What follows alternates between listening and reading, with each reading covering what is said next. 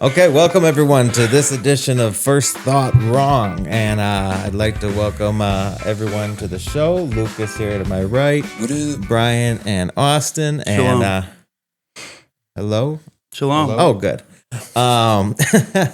So today we're going to be talking about First Thought Wrong. We're sponsored by Never Alone Recovery. We're probably going to talk about Never Alone Recovery a little bit here. But First Thoughts Wrong is the whole idea of, we have feelings, we have emotions, right? And what happens is that a feeling or an emotion occurs, and then what do we get? A thought that comes. And what's with that thought? It's usually wrong. It's usually a bad thought. If you get a nasty text message, you're supposed to respond, but not send it, delete it, come back an hour later, and then respond. Same premise, first thought wrong. What do you think about that, Brian? So my most recent first thought wrong was me and my son were standing in a parking lot, and we were having an intimate conversation, which, because of my addiction, we didn't have many of those. He didn't open up to me much because I wasn't present. And finally, he was opening up. We were having a conversation, and a lady walked up and asked for directions and interrupted our conversation and kind of spoiled the moment. So my first thought wrong was I wanted to tell her where to go, and not directions, right? Go stick it up her ass, because I was upset. Where to go and how to get there. So that was the directions I wanted to give. And I realized in having that, what kind of example am I setting for my son if I do that? So I chose not to. Hit her, but he did scold her. So you didn't verbally lash out immediately. You waited and then verbally lashed out after you gave her directions. Yeah. That's the On way to your do it. son and her. Yeah. Yeah, double. both of them. It was both their faults. Yeah. That's It's not mine. It's never my fault. That's the whole idea of this whole thing. We have all these thoughts that come along, and the first one's generally that emotional distress, and I have to fix this right now, and have to get into the arguments. What's the worst is people with their Facebook balls. And, I have seen some interesting conversations going on with like 87-year-old women that are just mad at the world and just take it out on people on Facebook. And it is awesome. It is true. If you look at it as true entertainment. What do you think, Austin? You got any? I think Austin's first thoughts are always right. I thank you. See, Somebody said it. Somebody recognizes them. I've been saying that all along. Don't co-sign that nonsense, Yeah. please. It's been said, and I didn't say it. Just obviously, everyone's in agreement on it. So, but yeah, typically most things I do are spot on. Almost. No, my first thought is I like the fear and panic ones.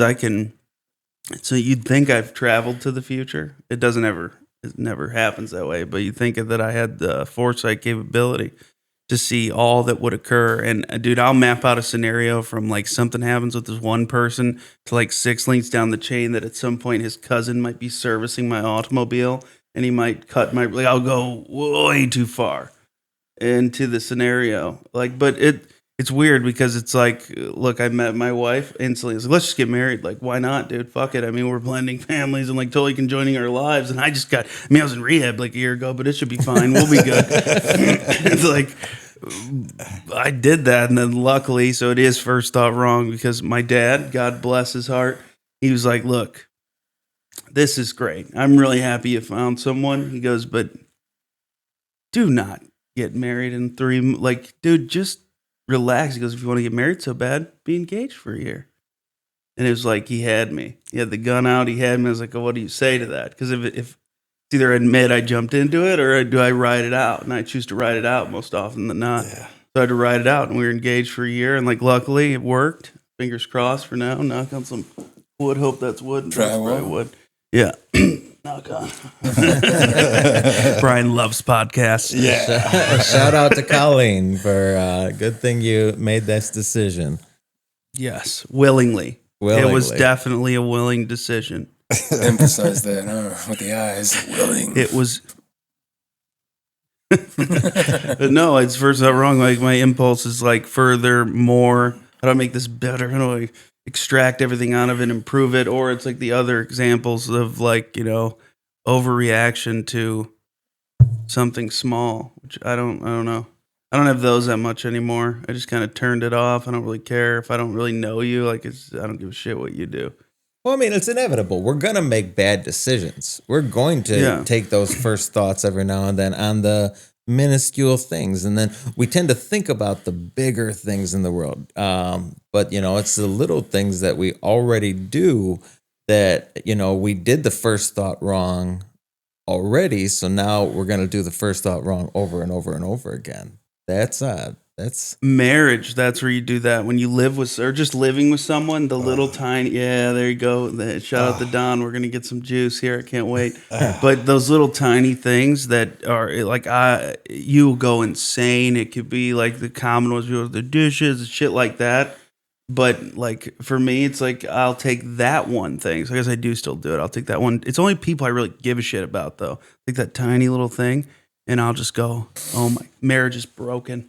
Oh my God, like how could it have gotten this bad when it's never that bad at all? But it feels that way. And that's a little insight before we get to Brian's ridiculous, whatever he's about to say. I can't wait to hear it. Sometimes how you feel isn't actually how it is. That has changed my life. Like sometimes how it feels isn't actually how it is. So go ahead and tell us how it feels and how it is for you, because it's an exclusion. So in my situation, let it ride. The Don and I, before we bought our house. Can't believe she does this. Yes. Let it out. She's not thinking of you at all. How not selfish. her fault. Not at all. Her taste in decor and paint colors are atrocious. Atrocious. And like kind of Austin reference, like, oh, I didn't have any comment. Hold on. Park this. Hold on. Shout out to Don. I have no commentary or opinion formed on any events that are about to transpire. I have nothing to do with this. No, but man. like he said, with no. marriage is broken. Oh, it's all broken. Like I get that way over paint colors because I don't like her choices, and I could be like, I'm done. I'm over paint colors because that lavender's disgusting. Who are you? You see, he did know because he said lavender. And is that it? That's the color I'm talking about. Oh, you don't like lavender? Not on walls in my home. Interesting. Got a thing against lavender. See, it's like we're having this great conversation, but at the same time, I feel like we're getting ammo against Brian Then you bring Madonna on, you let her hammer him. Yeah. Like as every time I talk to her now, I'm gonna put lavender into the conversation somehow. I love lavender. It's really cool. What is that smell? Do you smell that? Is that lavender? Is that what that is? It is. This is the actual color is opalescence, to be correct. This room could use a touch of, I don't know. Opalescence? I'm thinking opal. Opalescence. Opalescence. It would look so nice, but Brian doesn't like it. So. It's just a regal and majestic color. Known by royalty. Last week it was the beard. Now it's the paint color. Well, you still don't have a beard. I mean, Lucas, does he have a beard? Look he's got a tuft. Yeah. Let him be. A tuft. Lucas, do you have an example? Do you have an example of soul patch? You're talking about tuft. The first thought being I love wrong. his tufts. Okay, yeah, I got something heavy for you. Right around November last year, some shit hit the fan, the family. Another family member hurt another family member, and it's rocked the whole family tree essentially. And my first thought was, well, we'll just go eliminate the problem. Right? Yeah. That's my first thought. We'll just go eliminate Capital the fucking murder. problem. Hey, I didn't say it. I didn't either. But, first thought wrong. Like, hey, man, that's not how we're programmed anymore. Especially like now that I've got 4 years of sobriety under my belt. Like, I wanted to take action. I still do want to take action, even just assault and 3 battery months later. now. Yeah, like we'd step it down. Right. Now we can step it down a notch. Second thought, right? We're letting that de-escalate before we confront the situation fully, of course. But that's definitely been affecting me like on a daily basis since then. So every time I'm like waking up, I maybe get 30 minutes to myself, if that. And then here comes that wall, that train of those bad thoughts again. It's like, man, I don't want to react on that first thought that I have, but I also don't want to just completely shut down either. You know, I don't want to just cover myself up in the blankets on the bed and not do anything about anything and doom scroll my fucking life away. So having those immediate bad thoughts, reprogramming them, because I'm trying to reformat my whole mental mind. Got to push through that, even if it's something as little as washing the dishes, taking a shower, like just getting up and walking the dog, like anything to kind of derail that immediate bad thought, that first bad thought. And then once I get that moment that I'm disconnected, then I have a little bit clearer of a view of what I'm looking for the day. Whether it be my workout program, whether it be me writing my book, whether it be me uploading things on social media, like being able to disconnect from that for a split second, you know, give me that clarity and then make my day happen, essentially. I mean, I'm carrying that with me throughout the day, of course. It doesn't just go away. But in those moments of me being able to disconnect, you know, I enjoy just those small moments of peace that I have. So it makes me treasure those moments of peace even more, especially when you have that self-awareness, you know, to be like, yo, well, we don't think like that no more. Like something that one of my guys taught me a long time ago. He doesn't drink anymore. He's like, something that helped him out was, I don't drink anymore. Why would I think like that? That's how a drunk thinks, you know? So it's like, that's not how the old Lucas thinks anymore. How does the new Lucas think? You know, and that's what we're working with on them days. You know, it's interesting because it's the chaos theory. The chaos theory says that there's absolutely no two things that ever happen the same ever, you know, and, you know, given, the idea of who I was and how I thought in active addiction versus how I think and how I feel now, they're two different animals. But you also have to take into account depression, anxiety, you know, the triggers that I had before the thing happened that created said thought. You know, there's never the same, you know, if it's sunny outside versus if it's raining outside, you know, if you're going to have two different thought processes around it because of the external forces or the internal forces. There's always something different that's going to change how I react to a certain scenario. Case in point, today I had the worst day of my life. This is the worst thing that's ever happened to me. And it's February, what's today's date? February 18th. And I'm driving on my way to the office. It's really, really cold outside. And there's the house that has its enormous Christmas display that they put up on October 31st. And it's still up. This is ridiculous. I mean, I saw this and I immediately thought, all right, maybe I should, you know, it's -4 outside. Maybe I should just go and take this down for them. You know, maybe they had an illness in the family. I really thought these things. I thought, okay, there has to be an obvious explanation. There was an illness and they're not able to take the decorations down. This is the only reason that this could possibly be happening. And I thought, okay, I'm going to go tear this stuff down. Well, I think that's, you know, recovery is about service work, right? Maybe that's your service to the community is take the lights down, help them. Would you destroy it or would you actually take it down and pack it? No, in this scenario, I would have destroyed it. He will dress up as the Grinch, and destroy. No, this is not Grinch-esque. This is February 18th. We're already past Valentine's Day. We're on to St. Patrick's Day decorations. There should not be any Christmas decorations up anymore. It's despicable. And now the real kicker is I'm feeling these feelings, and we get here and we decide what we're talking about today, and realize that somebody in this room still has Christmas decorations. Who would that be, Johnny? I mean, I'm not going to mention Austin by name because that would just be rude. I think if anything, he should admit it himself. Woo!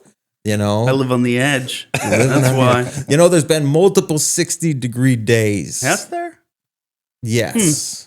I'm not a climatologist. Plenty so of time to go. And I still see snow outside.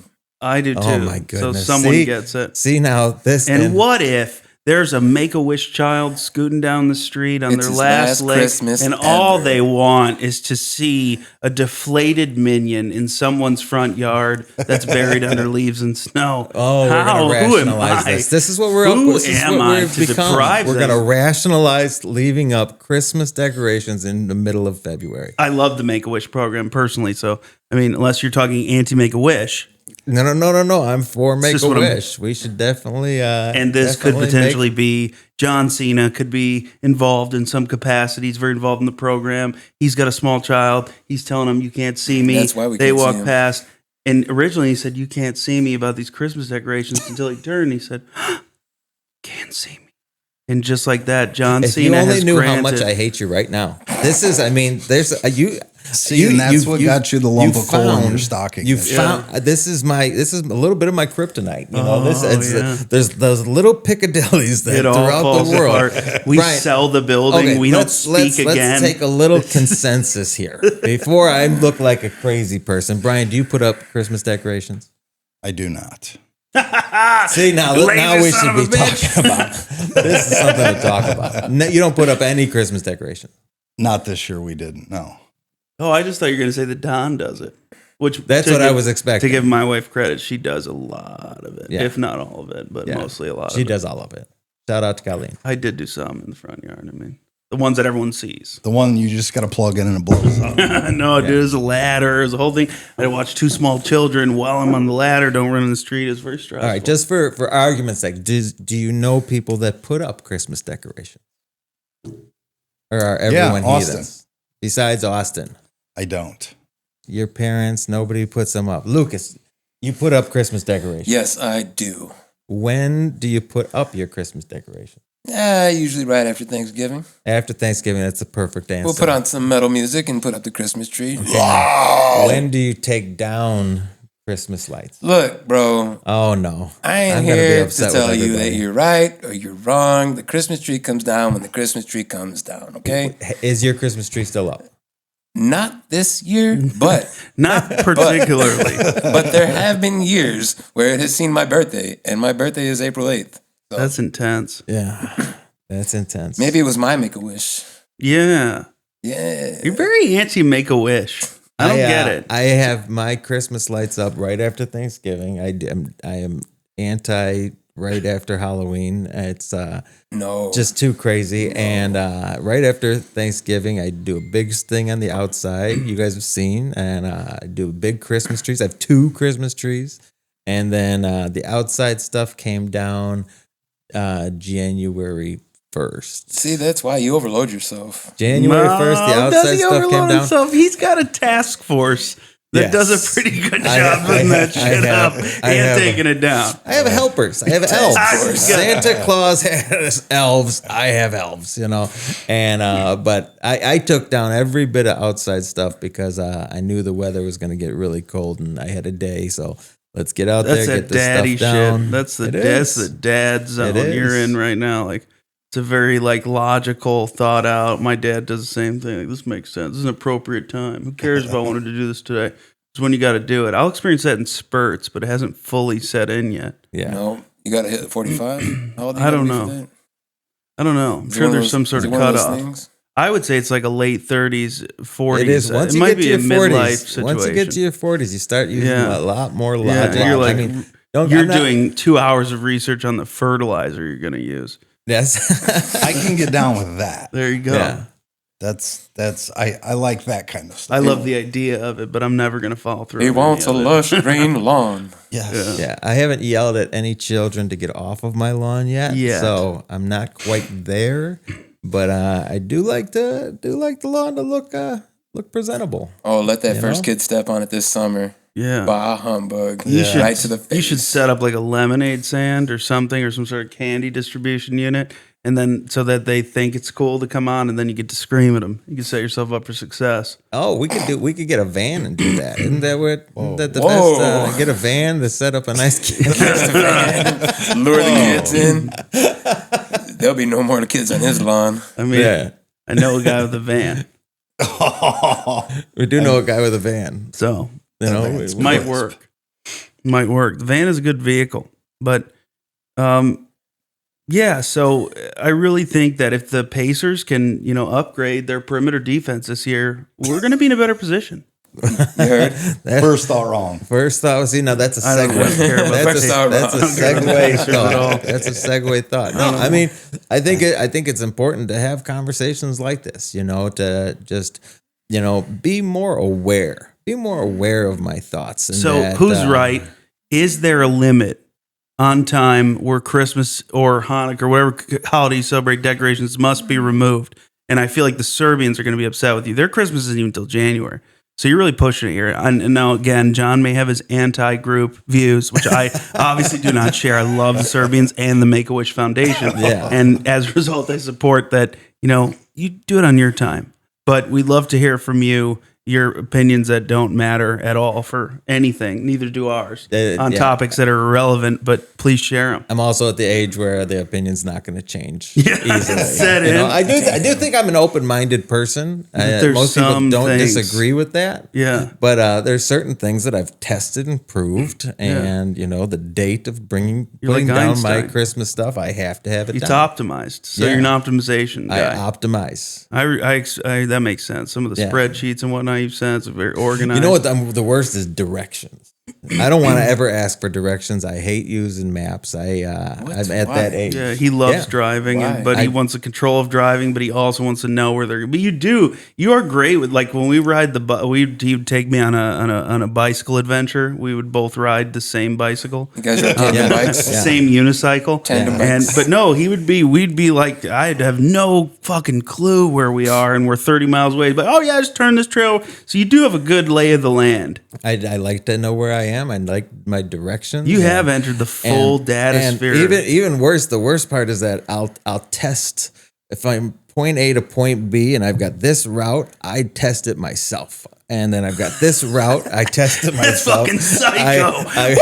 I watch I the love clock. that. I say, okay, this takes 23 minutes, this takes 21 minutes. And then somebody wants to argue with me about said route. Yeah. And I'm going to take this route. This is the route because it takes 21 minutes. But are you And taking into account the daylight, the moonlight, Victory. I the wind take into- resistance? all those factors come into Just play. making sure we're covering our I've corners. tested all the hypothesi, and Second Is it gear, hy- third It's gear. got to be. And No, that- I think it's hypotheses, but it should be hypothesi. yeah, hypothesi sounds kind of cool. I thought the plural of geese was meese. Or like, so listen. So do you ever watch this Danny Gardner, that bastard, at like my 12-year-old birthday party? We were bowling, and he was like, "Yeah, we're the Meese. That's our team name." I was like, "What the hell is that?" He's like, "Yeah, it's plural for geese." But at that time, there were not smartphones to just quickly fact check. So it set in long enough that I believed it, and I never thought to check it later on. Where I've told a lot of people Damn.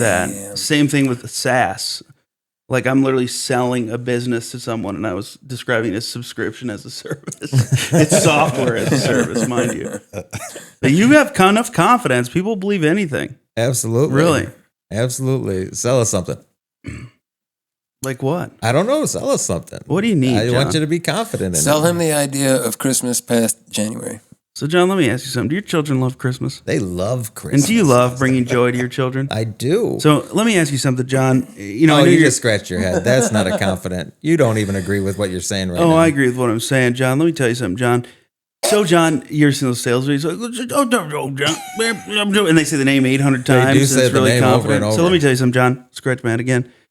You love your son, right? Oh, And I you, love You this want to son. bring him joy, Oh, don't you? I yeah. can tell you're a great father, John. Oh, yeah. And I can tell you're a Speed it businessman. up. I know like you have it. time. I see the Versaces. You Oh. are styling and flashing. John, I wish I could do it like you. Unfortunately, I can't. And let me ask you something. If I could tell you something that at no cost or effort to you, simply with a small change in our mindset, could bring your son an additional, say, 30 to 60 business days of joy, would you be interested in hearing about that An opportunity, additional John? 30 to 60 days of joy. At no Yes. cost to you, John. So let me tell you something. Originally, the Christmas deadline was here. We are just simply extending it back just a few moments so that we can really extract the joy from the decorations, but it also optimizes your life. And by extending it at this time, you're going to bring more joy to your son. Is that something you're interested in, John? I'm gonna need to see some stats. But you I'm bought gonna that. need to see some- You said yes I'm gonna along need the to whole see way. He went from a hard no to I'm gonna have to see some stats. I'm gonna need to Exactly. see some stats. After You guys he see that? just said his opinion will never change. That's Yeah. how you sell. Yeah. If you Just so say we're someone's clear. name enough, it works. No. What I just did was I got you off the call because you have to go get me stats, and I'm never answering your That's call. bullshit. All right, I think Brian is the ultimate salesman. Brian, let's do some selling. I'm not a salesman. Oh, come on! I think you could sell some. I think you could sell some It's stuff. too much pressure. Oh, he's all pressured out now. Yeah. All right, so there's actually a good segue. I wanted to get into Never Alone Recovery. We've mentioned Never Alone Recovery a few times on this podcast, and it is a phenomenal institution. So I'm going to turn it over, let you guys talk about Never Alone Recovery. Go ahead. Never alone. Never alone. So Never Alone Recovery. Check us out on Facebook, neveralonerecovery.com. We're an addiction resource where we have an addiction hotline. We help anybody regardless of their ability to pay. If you have no insurance, you have state insurance, or you have private insurance, we connect you with the necessary resources to find and sustain recovery. Yeah, you nailed that. That explained like everything. That was better. It was better than I even would have done. What kind of resources? Treatment, detox, if people need IOP, aftercare, or counseling services, coaching services. Including, coaching, technologies. So, like, the goal is to basically be kind of like Match.com for I need help with substance abuse and addiction-related treatment options, whether that be the inpatient level all the way down through, like, therapeutic outpatient services that are digital, for example. And the goal is to just be that connector between both, person struggling, family that's along the ride with them, and then resources required. We're right there in the middle trying to hold it all together to provide counsel to the family because boundaries get destroyed. Trust is broken. Everyone's angry. Our job is really just to be that kind of, I don't know. I'd like to think of it as like a silent partner of the family. I'm not in it, right? And I can't experience what they're going to experience. But what I can do is help, like, be the middleman to be an arbiter for them to help get things out. Like, one case, for example, I had a dad who was so angry. Like, it took me 3-4 days with an hour or two call with this guy to just let him just rip this kid apart, to me, not to the kid, and just let it all out until finally he was even willing to say, like, okay, I'll attend the intervention, because he gets so angry. But the goal of Never Alone is just to be that one place that you can call when you're unsure. When you don't know where to turn to us first, because we'll make sure to either get you in the right direction through the services we offer or through partners that we've developed over years that are all vetted by us. I think there's a lot of, I would say it's more ignorance and laziness than anything, because there's a lot of government funding for this, and thus they, juice their friends up, give them a little budget, give them a little money, and then the resources fall by the wayside because they're understaffed and underfunded by design. So I think where we've done a very good job is picking up their slack to be the one place you can call to get the full solution. Like, hey, I can't stop drinking. I don't even know where to start. I don't even know how to talk to my work about time off. I don't know what kind of rehab would even be good for me. And to be honest, when I get back, I don't know what the hell I'm going to do. So, like, in that situation, we're assisting them through the FMLA process, paperwork, etc., helping connect them with any sort of legal consultation, which we are not, but any sort of legal consultation they'll need to make sure the job's protected, and then navigate them through the process of treatment, of looking at 4 or 5 options that are better suited to them. Obviously, all facilities that we've vetted, met the personnel, met the executives, the staff that's running the facility, understand the scope of the program, so it's a good fit. And then on the back half, introducing them into, like, this ecosystem, right? Of, like, I know you in recovery, you in recovery, you in recovery, just helping them to build a network of, like, what do I do next to get integrated into 12-step meetings and fellowships, whether that be in person or online, using some of the more adventurous AI tools that we've been developing to give them, like, counselor on the go. We try to do it all, if I'm being honest. I think we kind of do. It's such a necessary thing, because when a newcomer decides that they want to put a plug in a jug, and they could be fresh off a bender and they don't know what to do. Yeah. And they don't know what to look for. They don't know who to call. Who to trust, or none of it. I mean, there's a billion rehabs and detoxes and counselors and all that stuff, and it's overwhelming. overwhelming enough for a newcomer to just say, fuck it, I'm going to drink again. Yeah. And that's the worst thing in the world. So for them to have the ability to look you guys up, call the number, things like that, that just makes life a lot easier for the newcomer. I do have another question. How did it start? Who started this? What was the beginning? Me. So too long didn't read. I ended up in a Scientology-based rehab. Yes, it was as fucked up as you could expect. It was 100% a cult farming system. It was really disturbing and weird. And I realized when I was sitting in there, like with 40 days in, like, oh my God, none of this was apparent to anyone in the process of getting me in here. It was as simple as they took my insurance. They're like, yeah, we got a drum set. And I was like, all right, I could do this. I was getting kicked out of my house. It's like, what else am I going to do? I'm going to go. And it just kind of hit me in there, called divine inspiration, whatever. I feel like God just gave me the ultimate gift. It was like, you have to do this. There has to be a better way. There has to be more of a white glove approach to this, to actually like hold the family's hand through the process. Because also, no one talked to my parents. No one gave a shit how they were doing. Like, obviously, they're destroyed after nearly a decade of their son almost killing himself. How many times? They needed help too, but none of that was offered. And so originally the thought was just to connect to both. And then it's kind of like evolved and expanded there to community support groups and social media resources and things like that. But the idea was just to give equality. I mean, because there's two tiers. There's like usually government sponsored, government funded. They help people with no insurance, Medicaid, Medicare. And then you have the private, commercially owned rehabs, most of which are owned by the private equity firms of Wall Street now. So these guys don't care at all about these guys, right? And these guys don't have, the funding's misappropriated more often than not. So they don't even have the resources to help those people. So my goal was always to create a process that, like, whether you have no insurance, Medicare, the best insurance in the world, you get treated the same way as a person, and that we can offer the same extent of resources. And we've been able to do that, like Sober Living of America, big shout out. They're extending partnerships with organizations like them. They have sober living houses across the country. Like now for us, basically, like when people call us and we connect them, there's no fee. Usually it's like, I think $250, something like that. They just waive that because so many people have obviously gone through us that it's advantageous to them for their grant funding and such. So, but they do great. They get you a job, they get you housing, and they get you plugged in with 12-step meetings, and they kind of hold it all together, do the drug screening stuff to give that structure and accountability. But the goal is to offer from detox through that, at the very least, the same option to get out of your area. I mean, biggest thing for me was like, okay, where did I get high? Where are the other people I got high with? And where did I buy the shit I got high on? It's like the answer is within 5 miles of here, typically. So for me, I think the environmental factor of removing you from all of the stimuli you're used to seeing that are associated with addiction is key. But typically with no insurance, state insurance, no money, there's no opportunity to do that.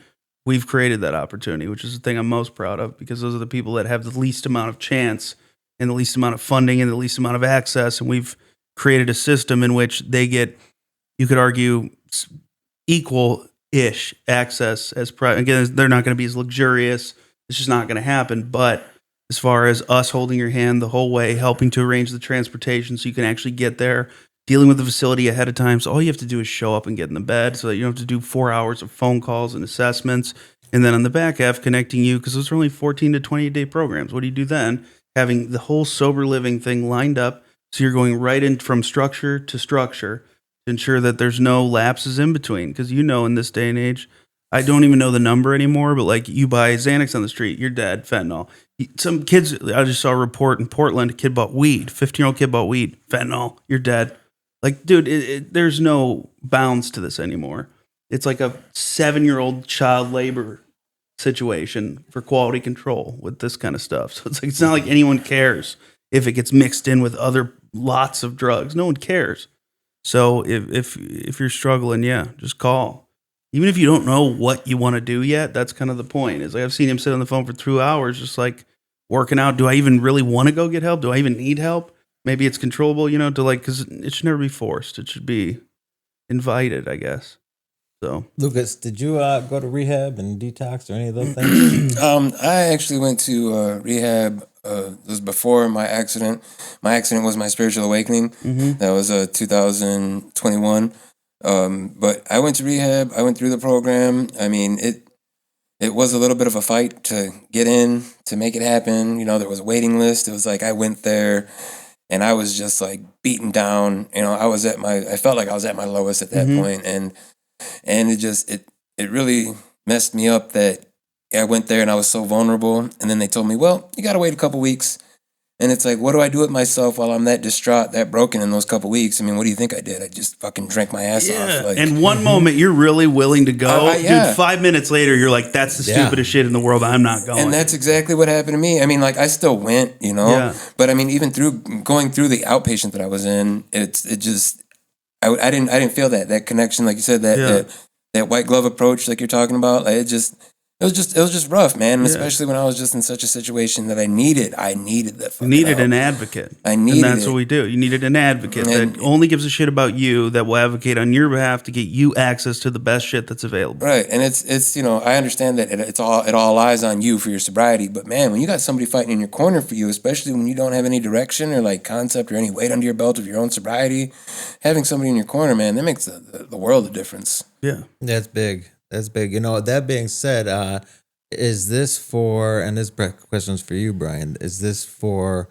any type of mental wellness? I mean, if somebody, I know if somebody's addicted to drugs, somebody's addicted to alcohol, there's rehabs, there's detoxes. Mm-hmm. What about if I have severe depression or if I have severe anxiety? And, you know, I know if you're suicidal, somebody's going to call you, you're going to tell them to call the police, or, you know, you're going to call the police or something along those lines. But if there's just anxiety and depression disorder or PTSD or something like that, if they called you, would you be able to help them in that situation? Absolutely. Anybody that calls our hotline in regards to mental health, substance abuse, we help them. We connect them with necessary resources in their area to find the help they're looking for. If we don't have those resources, we will find them. We do the work so that they don't have to. Because like we were talking about, having an advocate in your corner, I don't know how many times, I've been to treatment 16 times myself. In being to treatment 16 times, I still didn't know where to turn, right? Mm-hmm. So we kind of hold their hand through the process, because if somebody calls me and says, hey, I need some help, and I tell them, well, we don't have a resource in your area, what are the chances that they're going to get that help?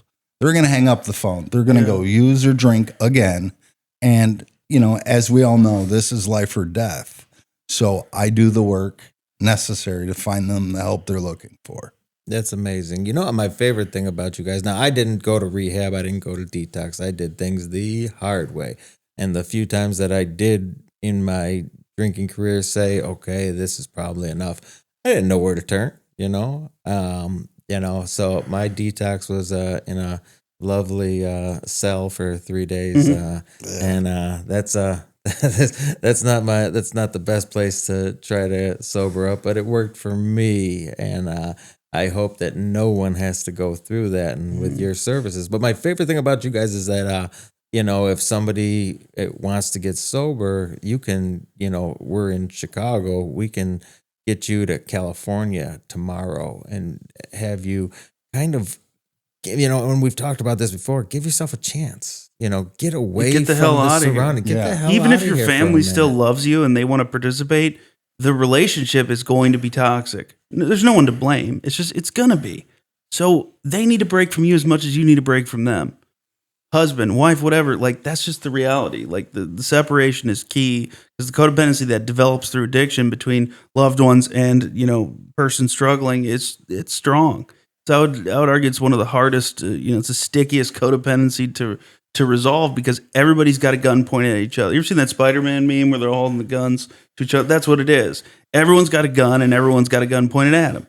So it's like there's no solution there other than time and separation.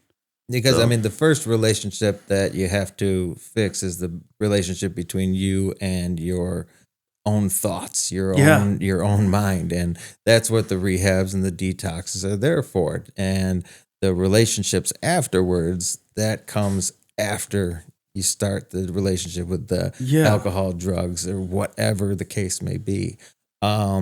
That's great that you guys are doing this, providing this service. It's amazing. I'm fortunate enough to kind of sit on the sidelines and be a fly on the wall with a lot of these conversations that you guys are having with, actual service centers and things like that, and trying to negotiate the best possible deal for potential clients. Yeah. So, the work that goes behind it on the back, you guys, I give you guys all the accolades. It's even if you have your Christmas lights up past February, I mean, I'm not going to hold it against you. I mean, we're creating lists, lists of good things all day long, and then the bad things that I can't stand. But whatever. What's your number one, like, there's a big social trend, like my ex, these are my ex. Like, what's your one thing with a potential partner that you just can't do it? You won't do it. A red flag? Is that what you're talking about? Just like little things they do, like you're met like a chick that is like, like one of those or something, and you just can't. Like every time it happens, your skin crawls, and you just feel like this repulsion. Like what's your? You got yours locked and loaded, so why don't you just let it out? My ick is opalescence paint color. No, come on, come on, that's bullshit. That's an easy out. What is it? Or even just people in general. I don't want to put you in a position to get killed here. Yeah. Which we got to bleep out the words murder and killed, because I guess they won't show those. You got to do it again. Yeah, so there you go. You're welcome. My ick with people as a whole is people that smack their lips or smack their gums when they're chewing their food. Or mouth my open. Grandma, my Mima used to do like a, I don't know, I don't understand. She'd do like a. Yeah. My dad. Sorry, Dad. Shout out Bob. Shut up, Big Bob. Big B. Bob is the worst. And I used to tell him when I was younger, I'd be like, how are you ever going to meet my girlfriend's parents at a family dinner? I can't take you anywhere. You eat like a freaking animal, dude. Just gets under my skin. What's yours? No, I've got it. It's rudeness and confrontation, and I'm probably showing my age here, or maybe I don't know. It just makes me uncomfortable, just when somebody's completely rude to someone else, or decides that this is the moment that they need to confront this waitress right here, right now, or not waitress, server. Okay, you messed up my order, I have to tell you what I think about you and your family. No, that's not how this works. Haven't you seen what's the movie with Ryan Reynolds?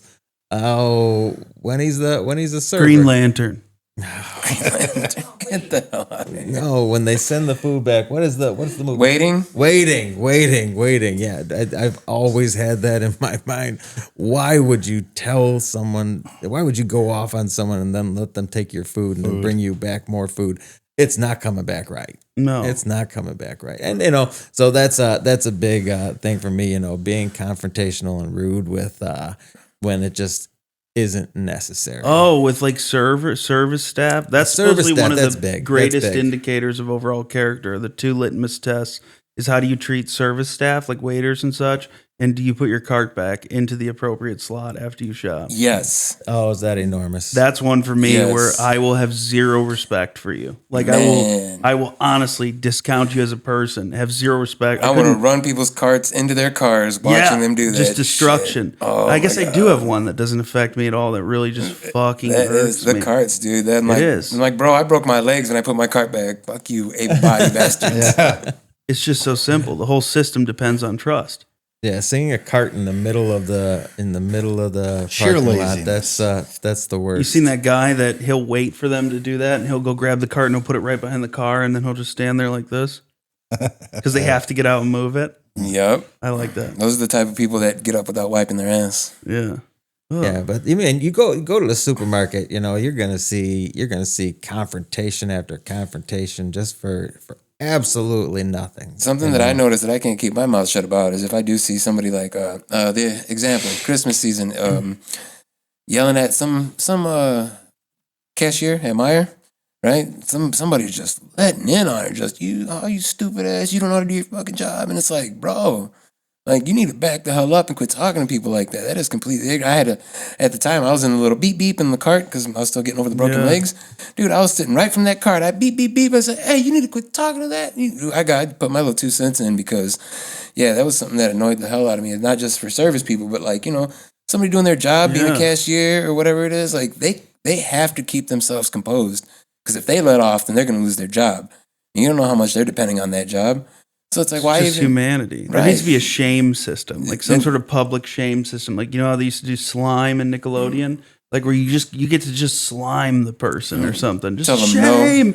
shame with the bell, something. Hit them in the face with the newspaper. Well, you've seen those, maybe you haven't, where somebody commits a crime or does something, shoplifting, and they have to wear the thing around their Oh yeah. shoulders. Scarlet It's a letter. big billboard basically saying, I shoplifted from my local grocery store or something like that. Like shaming like that. Shame for shame. I like the dog shames that you see on in social media where they'll put a sign around a dog's neck and he's got like half the garbage can hanging from his mouth and I did this. I am not to be left alone. Do that for humans. They should be doing that for humans. All right. I'm rude to servers. All right. On that note, thank you guys for all of your expert knowledge and all things Witness testimony. Witness testimony. One more thing. I wanted to give our hotline number for anybody that's struggling. It's 1-855-831-9996. Wonderful. Thank you. And thanks to Never Alone Recovery for sponsoring our podcast. And thank you all for listening and putting up with our bullshit. Thank you. Yeah, before you find yourself in a detox 3 days deep in the cell or a month-long coma like me, go get a hold of that number. Fiend.